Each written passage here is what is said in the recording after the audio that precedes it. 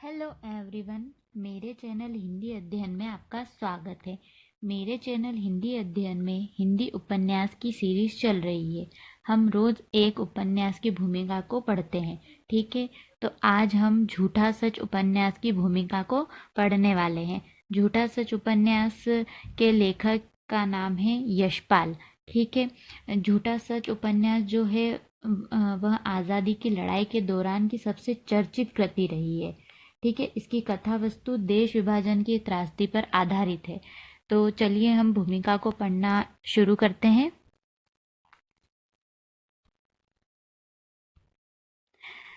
झूठा सच के दोनों भागों वतन और देश का भविष्य में देश के सामयिक और राजनीतिक वातावरण को यथासंभव ऐतिहासिक यथार्थ के रूप में चित्रित करने का यत्न किया गया है। देखिए, अब यहाँ पे हमको पता चल गया है कि झूठा सच के दो भाग हैं, वतन और देश का भविष्य। ठीक है, याद रखना है आपको, और इसके दोनों भाग हमें पढ़ने हैं। ठीक है, आगे देखते हैं। उपन्यास के वातावरण को ऐतिहासिक यथार्थ का रूप देने और विश्वसनीय बना सकने के लिए कुछ ऐतिहासिक व्यक्तियों के नाम ही आ गए हैं, परंतु उपन्यास में वे ऐतिहासिक व्यक्ति नहीं, उपन्यास के पात्र हैं। ठीक है, कथानक में कुछ ऐतिहासिक घटनाएं अथवा प्रसंग अवश्य परंतु संपूर्ण कथानक कल्पना के आधार पर उपन्यास है, इतिहास नहीं। ठीक है, यहाँ पर यशपाल ने हमको क्लियर कर दिया है कि ये कोई इतिहास नहीं है, बल्कि एक कल्पना है। ठीक है, आगे देखते हैं। उपन्यास के पात्र तारा, जयदेव, कनक, गिल, डॉक्टर नाथ, नैयर, सूदजी, सोमराज, रावत, इसाक, असद और प्रधानमंत्री भी काल्पनिक पात्र हैं। ठीक है, भूमिका पढ़ने का हमको ये फायदा भी होता है कि हमको उपन्यास की कथा वस्तु भी पता चल जाती है और साथ ही में पात्र के नाम भी पता चल जाते हैं। ठीक है, जैसा कि हम यहाँ देख रहे हैं, हमको झूठा सच उपन्यास के मुख्य पात्र बता दिए गए हैं। और भी कई पात्र है इसमें जो कि आगे आएंगे। ठीक है, आगे देखते हैं।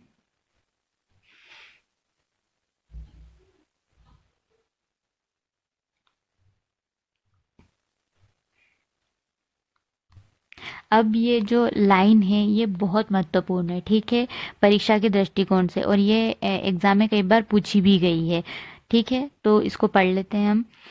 सच को कल्पना से रंग कर उसी जन समुदाय को सौंप रहा हूँ जो सदा झूठ से ठगा जाकर भी सच के लिए अपने निष्ठा और उसकी ओर बढ़ने का साहस नहीं छोड़ना। ठीक है, इसे इस तरह से भी पूछ सकते हैं कि प्रस्तुत कथन किस उपन्यास के संदर्भ में है, या फिर प्रस्तुत कथन कौन से लेखक का है। ठीक है, के भूमिका यहाँ पर समाप्त होती है। छोटी भूमिका थी, लेकिन हमको बहुत ही महत्वपूर्ण 3 चीज़ें इस भूमिका से मिली।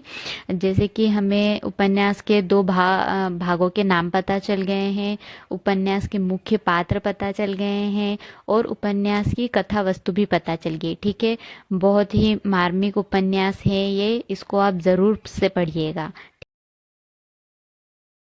किसी भी उपन्यास की भूमिका की पीडीएफ अगर आपको चाहिए तो प्लीज़ आप कमेंट करिए, मैं आपको उसके पीडीएफ प्रोवाइड करवा दूंगी। ठीक है, तो चलिए मिलते हैं अगली वीडियो में। अगर आपको मेरी वीडियो अच्छी लगी हो तो प्लीज़ मेरी वीडियो को लाइक करें और मेरे चैनल को सब्सक्राइब करें। धन्यवाद।